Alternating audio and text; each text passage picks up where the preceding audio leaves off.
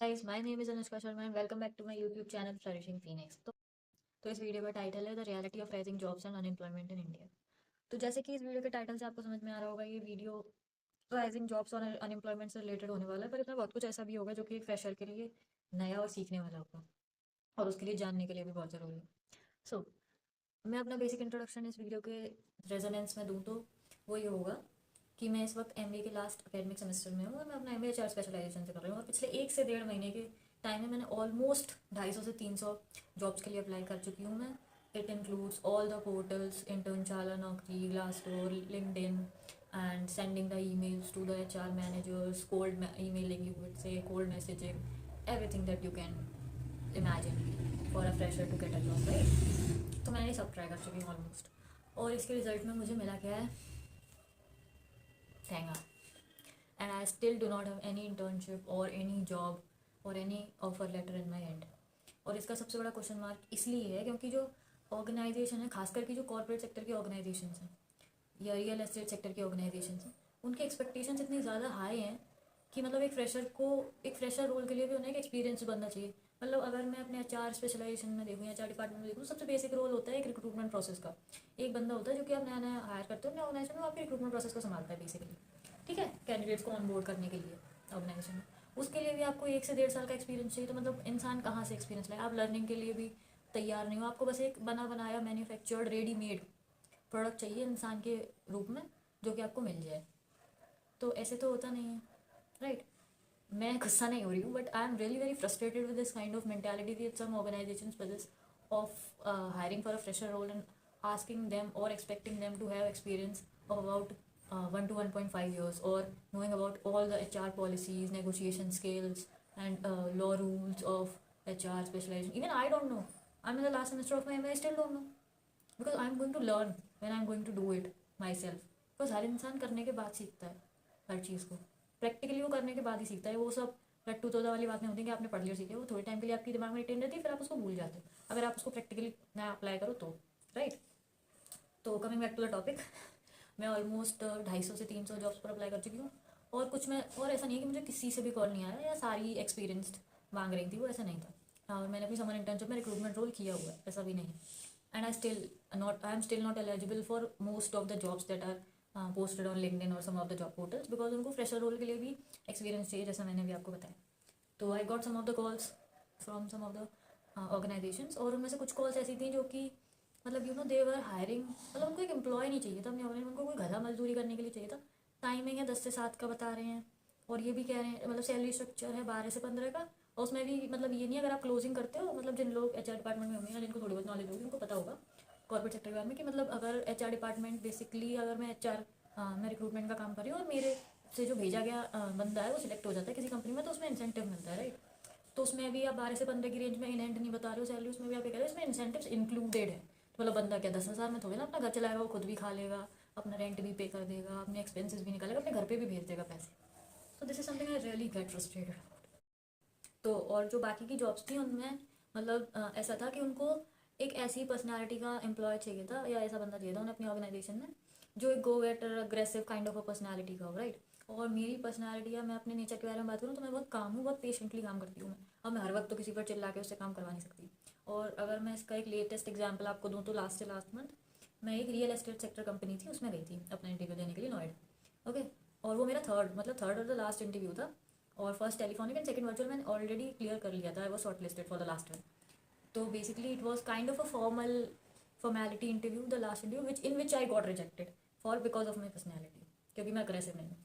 तो उसमें हुआ ये कि जब मैं वहाँ पहुँची तो first of all I met the person who has taken my virtual interview, so it went well, सब कुछ अच्छे से हो गया, उन्होंने अच्छे से बात की, मैंने भी मतलब अच्छे से सब कुछ दिया इंटरव्यू में।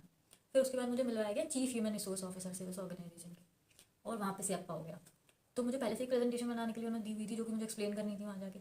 तो उस चीफ ह्यूमन रिसोर्स ऑफिसर ने मुझसे पूरी प्रेजेंटेशन एक्सप्लेन करवाई और मैंने वो 7 से 10 मिनट के अंदर एक्सप्लेन भी कर दी। और उसके बाद फिर मैंने उन्होंने जो जो सवाल पूछे वो सब बताए। फिर उन्होंने मुझसे इंटरव्यू के लास्ट में ये बोला कि इंटरव्यू तुम्हारी प्रेजेंटेशन का नहीं था, ये तुम्हारी चेयर्स को असेंबल करने का था। और मैं लिटरली वहाँ ब्लैंक आउट हो गई कि मतलब चेयर्स असेंबल करने का इंटरव्यू, मतलब प्रेजेंटेशन बनाने के लिए दी थी और ये कह रहे हैं कि चेयर्स असेंबल करने का इंटरव्यू है। तो बेसिकली उनके कहने का मतलब ये था कि जब मैं प्रेजेंटेशन देने के लिए खड़ी हुई चेयर पे से, तो मैंने वो चेयर स्लाइड कर दी। वहाँ पर 2 चेयर थी, तो जो जिस चेयर पर मैं बैठी थी उसको मैंने स्लाइड कर दिया, जैसे कि मैं अपनी प्रेजेंटेशन को ढंग से दे सकूँ उनके सामने। और फिर जब उन्होंने मुझसे प्रेजेंटेशन क्लोज करके बैठने के लिए कहा वापस, तो जो वहाँ पे चेयर एग्जिस्टिंगली रखी हुई थी मैं उस पर बैठ गई, और मैंने जो स्लाइडेड चेयर थी उसको दोबारा से अरेंज नहीं किया। मतलब मुझे उस वक्त मेरा ये थॉट प्रोसेस था कि मतलब उन्हें ऐसा ना लगे कि मैं चेयर असेंबल करने लग गई हूँ उनके सामने। तो मैं जब जाऊँगी निकल के उस रूम में से, इंटरव्यू रूम में से, तब मैं उसको रख दूँगी वापस नहीं। मेरा थॉट प्रोसेस ये था, पर उन्हें ये लगा कि मैं बहुत ही disturbing kind of thought process है मेरा, और मैं क्लियर स्ट्रक्चर से सोचती नहीं हूँ। तो मैंने उनको ये चीज़ कही भी, पर वो मेरी बात सुनने को वहाँ पर तैयार नहीं थे। As the title suggest, chief human resource officer, क्योंकि सुनिएगा भाई फ्रेशर भी है कि नहीं, और वो भी बिल्कुल ही नया फ्रेशर जो नोएडा से भी नहीं है। तो उन्होंने मतलब मुझसे सबसे पहले चीज़ तो ये की जो कि मुझे बहुत अजीब सी लगी, कि चेयर असेंबल करने वाली थी, और दूसरी ये कि तुम बहुत शांत स्वभाव की हो, यहाँ पर तुमसे इतने बड़े बड़े लोग हैं, तुम इन सबसे काम कैसे करवाओगे शांत स्वभाव से। तो मैंने उनसे कहा कि मतलब शांत स्वभाव वाली क्या बात है इसमें, मतलब हर वक्त तुम्हें चिल्ला नहीं सकते, और आप 20 मिनट के इंटरव्यू में ये कैसे जान सकते हो कि मैं मतलब किस पर्सनैलिटी की हूँ।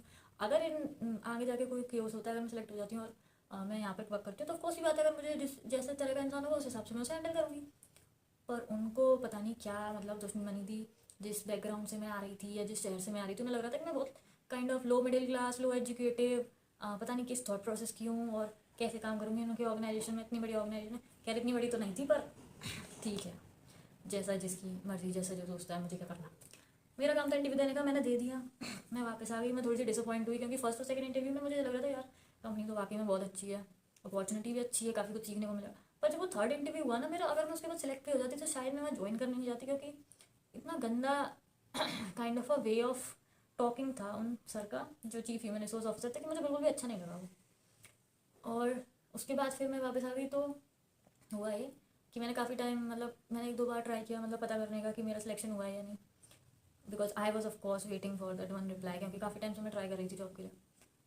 तो मैंने बहुत देर बाद में सोचा कि मुझे शायद नहीं करना चाहिए था ट्राई बार बार, बट मुझे उनकी तरफ से कोई फीडबैक नहीं मिला। और फिर लास्ट में मुझे उनके जो HR थी उसको बार बार ईमेल करके डिस्टर्ब करना पड़ा कि मुझे फीडबैक दे दो, क्या बात है, जैसे कि मैं मतलब अपना आगे फर्दर प्रोसेस कंटिन्यू करूँ या रुक जाऊँ या क्या करना है।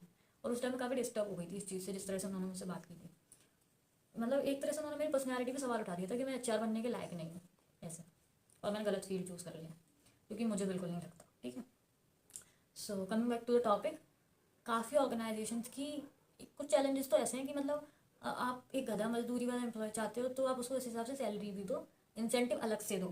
ठीक है, या तो ये, सेकंड ये कि अपनी एक्सपेक्टेशंस को फ्रेशर के रोल के हिसाब से रखो। ऐसा नहीं है कि फ्रेशर का रोल है, आप रिक्रूटमेंट के लिए हायरिंग करवा रहे हो रिक्रूटर रोल के लिए, और चाह 1.5 साल का एक्सपीरियंस रहे हो, ये नहीं हो सकता। ठीक है, और तीसरा ये कि जो स्किल गैप्स हैं, अगर आपको नज़र आ रहा है कि बंदा और बंदी जो कोई भी है आपके सामने जिसको आप हायर करना चाहते हो या जो इंटरेस्टेड है आपके रोल में, अगर उसके पास स्किल गैप्स हैं, थोड़ी बहुत मिनिमम स्किल्स भी हैं, आप उसको सिखा भी तो सकते हो। ऐसा तो है नहीं कि कोई मतलब मम्मी के पेट में से पैदा हुआ वो सारी स्किल्स लेके निकला, ऐसा तो है नहीं। सब पढ़ पढ़ा के प्रैक्टिकली सब नॉलेज लेके तभी आगे बढ़ते हैं। आपने भी जो फ्रेशर से स्टार्ट किया होगा, आपको भी आपके सीनियर ने सिखाया ही होगा, राइट। तो ये नहीं सोचना चाहिए कि भाई सामने वाले बंदे को हम नहीं सिखाएंगे, हम क्यों मेहनत करेंगे, ये वो। सिखा दो भाई, एक ही ज़िंदगी है, उसकी भी एक ही, तुम्हारी भी एक ही है, थोड़ा पुण्य तुम्हें भी मिल जाएगा, थोड़ा वाला उसका भी हो जाएगा। तो ऐसा नहीं सोचना चाहिए। मतलब मुझे बहुत फ्रस्ट्रेटिंग फील होता है जब मैं देखती हूँ कि लिंक्डइन पे पोस्ट पड़ी होती हैं, उनमें फ्रेशर से फ्रेशर रोल होता है, इवन HR एसोसिएट का रोल में, जो सबसे बेसिक रोल होता है HR एसोसिएट का, इंटर्नशिप में कर लेते हैं रोल ऐसा HR एसोसिएट का। उस रोल के लिए 1 साल का एक्सपीरियंस, नहीं तो 6 से 1 साल का। मतलब हद है भाई, कैसे मतलब कोई करे जॉब इंडिया में। और फिर अनएम्प्लॉयमेंट इसलिए बढ़ रहा है क्योंकि सरकारी एग्जाम्स में तो पता नहीं किस तरीके के सवाल पूछे जा रहे हैं, पेपर पेपर लीक हुए जा रहे हैं, इसलिए अनएम्प्लॉयमेंट बढ़ रहा है। सरकारी में जा नहीं सकते, कॉर्पोरेट में लग नहीं रही है, तो मतलब इंसान क्या करे फिर। और जो ऑफर लेटर्स मैंने, जो मेरे पास आए, जो मैंने रिजेक्ट किए हैं या मैं जिन्हें नहीं ले पाई, उनका रीज़न ये था कि या तो वो दिल्ली या दिल्ली के आसपास के एरिया में सिचुएटेड थे, जहाँ की एयर क्वालिटी दिन पर दिन गिरती जा रही है। और मैं सच बताऊँ, मैं नोएडा गई थी 1 दिन के लिए, अगले दिन 3 दिन तक मैं बोल नहीं पा रही थी क्योंकि मेरा गला खराब हो गया। तो मुझे नहीं पता, मैं यहाँ से सही सलामत गई थी वहाँ इंटरव्यू देने, पर जब मैं वहाँ से वापस आई, मेरी 2 दिन तक तबीयत खराब रही और 3 दिन तक आवाज़ ही नहीं निकली। जिस अदरक का जूस मैंने कभी अपना हाथ भी नहीं लगाया, उस अदरक का जूस मैंने आधा आधा गिलास पिया रोज़, तब जाके मेरी आवाज़ निकली। I was so so so disappointed. और दूसरा रीज़न ये था उसका कि Delhi, which I think or what I have heard is not safe for girls, right? And the timings of the job were like 10 to 7 and the cab facility is also not available. तो वो चीज़ मुझे कैसी लगी कि शायद मुझे दिल्ली नहीं prefer करना चाहिए, बिकॉज जो भी मुझे ऑफर लेटर्स मिल रहे थे या जो भी जॉब अपॉर्चुनिटीज़ मिल रही थी हैंड टू हैंड, वो सब दिल्ली साइड की थी, which I kind of not grabbed over.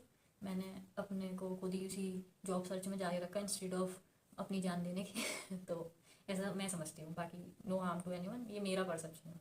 Okay, बाकी जिसको जैसा लगता है उससे वैसे ही करना चाहिए। पर देखो यार, ये सोच के तो हम घर पे बैठ नहीं सकते कि कॉर्पोरेट सेक्टर में जॉब लग नहीं रही है, सरकारी में मिलने नहीं वाली, तो अब हम घर पे बैठ जाते हैं आराम से टीवी देखेंगे रिलैक्स होकर सोफे पे। ऐसे तो होता नहीं है, चाहे तुम लड़का हो चाहे लड़की हो। लड़की हो तो तुमसे ये पूछना स्टार्ट कर देते हैं, बेटा शादी कर लो, शादी कर लो, शादी कब करोगी। और लड़का हो तो तुमसे ये पूछना स्टार्ट कर देते हैं, बेटा तुम्हारी जॉब कब लगेगी, कितना कमाते हो, ये वो। दोनों जेंडर को बहुत दिक्कत है, ठीक है, with respect to all the genders out there. तो सबसे पहली चीज़ तो ये कि मैंने अभी तक जितने भी 250 से 300 जॉब्स में अप्लाई किया है, और मैं से उनमें कुछ चंद ऑफर लेटर्स जो मेरे पास आ गए हैं कुछ अच्छी ऑर्गेनाइजेशन से। दूसरा रीज़न ये था कि मेरे ऑफर लेटर्स एक्सेप्ट ना कर पाने का कि जो सैलरी स्ट्रक्चर था या ग्रोथ अपॉर्चुनिटी तो वो बहुत कम थी उन ऑर्गेनाइजेशंस में, और मैं ये चाहती थी कि मतलब मुझे बार बार जॉब स्विच ना करनी पड़े, मुझे कुछ सीखने को मिले स्टार्टिंग में, और फिर मैं उस जॉब रोल को आगे भी ग्रोथ अपॉर्चुनिटी में कन्वर्ट कर पाऊँ, ठीक है। तो मेरा ये विजन था, तो इस वजह से मैं एक्सेप्ट नहीं कर पाई। तो मेरा इस वीडियो में ये बताने का मेन मोटिव ये है कि आप कुछ चीज़ें हैं जिन पर ध्यान दे सकते हो to get the offer letter and get short listed and join a company और a good organisation. That is first, सबसे पहले तो ये बेटा या बेटी, तुम खुद को बेचने नहीं जा रहे ऑर्गेनाइजेशन, ऑर्गेनाइजेशन वाले तुमको खरीदने आ रहे हैं। बेचो मत, अपना प्राइस खुद तय करो, ऑर्गेनाइजेशन वाले को तय मत करने दो, क्योंकि तुम्हें 9 to 5 जॉब तो करनी ही है, अब तो 10 to 7 हो गई है, 9 to 5 भी नहीं रही, ठीक है। तो अपना प्राइस खुद लगाओ, खुद को बेचने की बजाय उन्हें खरीदने का प्राइस बताओ, ठीक है। सबसे पहली चीज़ ये, और हमेशा ये याद रखो कि सैलरी एक्सपेक्टेशन एक रेंज में बतानी होती है, 15 to 18, 22 to 25, एकदम से नहीं बोलना होता कि 23,000 ही चाहिए मुझे, तो ये नहीं करना, ठीक है। ओके, सेकेंड पॉइंट, अपनी स्किल्स पे बहुत ध्यान दो, बहुत, मतलब इतना ज़्यादा कि भले ही वो तुमसे ये ना पूछे कि तुमने स्किल कहाँ से सीखी, कितना आता है, अगर वो तुम्हारे सीवी में शोकेस हो रही है, बाय द चांस 0.001% तुमसे इंटरव्यू में पूछ लिया कि स्किल में क्या होता है, तो तुम्हें उसकी बेसिक नॉलेज हो, ठीक है, बस इतना। तीसरा, सर्टिफिकेट्स बहुत इंपॉर्टेंट है। मेरी सीवी आधी से ज़्यादा जगह इसलिए शॉर्ट लिस्ट हुई है क्योंकि मेरी सीवी में 3 से 4 सर्टिफिकेट्स हैं, भले ही मेरे पास उनका रेफरेंस नहीं है, या मैंने वो बहुत टाइम पहले किए थे, पर या मुझे उनके बारे में कुछ ज़्यादा याद नहीं है, पर अभी भी वो मेरी सीवी में लिखे हुए, इसलिए मैंने बहुत सारी जगह खुद को शॉर्टलिस्ट करवा लिया है अपनी ऑर्गेनाइजेशन से। तो तीसरी चीज़ ये, और चौथा, बहुत पेशेंटली, मतलब शांति से सारे जॉब डिस्क्रिप्शन को पढ़ने के बाद अप्लाई किया करो, क्योंकि कई बार ऐसा होता है कि हम बस अप्लाई अप्लाई अप्लाई पे क्लिक करते जाते हैं, पर हम जॉब डिस्क्रिप्शन नहीं पढ़ते, और उसमें हमारे पास अपॉर्चुनिटी आती है, फिर हमें बाद में पता चलता है अरे ये तो बहुत ही किसी दूर जगह की, और हम इसमें जा ही नहीं सकते, हम इस ऑर्गेनाइजेशन को ज्वाइन ही नहीं कर सकते, तो हम हमारा उसमें टाइम वेस्ट हो रहा है। अगर उसी हम 1 या 2 मिनट को कहीं और स्पेंड करते किसी और चीज़ पे, तो शायद वो थोड़ी वर्दी होती है, राइट। तो अपना टाइम को बहुत प्रिसाइसली यूज़ किया करो, उसे वेस्ट मत किया करो, बाद में जाके तुम बूढ़े हो जाओगे तो तुम्हें बस टाइम ही टाइम होगा खूब आराम से एंजॉय करना। अभी पैसे कमा लो, खुद पे ध्यान दे लो, अपनी मेंटल स्टेट और फिजिकल स्टेट दोनों को फिट रखो, that is what I am trying to say. So मेरी यही गुजारिश है कि प्लीज़ अपने अपने करियर पे ध्यान दो, अभी भी वक्त है, ध्यान दे लो, क्योंकि देखो मैंने तो ध्यान देना स्टार्ट कर दिया, पिछले 1 साल से ध्यान दे रही हूँ मैं, ऑलमोस्ट 5-6 महीने से, वो भी सीरियसली ध्यान दे रही हूँ, तब जाके मेरी अभी तक जॉब नहीं लगी है, और जहाँ लगने भी वाली थी वहाँ से भी कैंसिल हो गई, क्योंकि वहाँ का सैलरी स्ट्रक्चर अच्छा नहीं था, या फिर वहाँ ग्रोथ अपॉर्चुनिटी नहीं थी, या फिर वो जगह ही सेफ नहीं थी जॉब करने के लिए। तो प्लीज़ अपने अपने करियर पे ध्यान दो, और अगर कोई जॉब अपॉर्चुनिटी मिल जाए जिसमें हाई एक्सपेक्टेशन ना मांग रहे हो तो मुझे भी भेज देना, ठीक है। And do like share and subscribe my channel, and thank you for watching.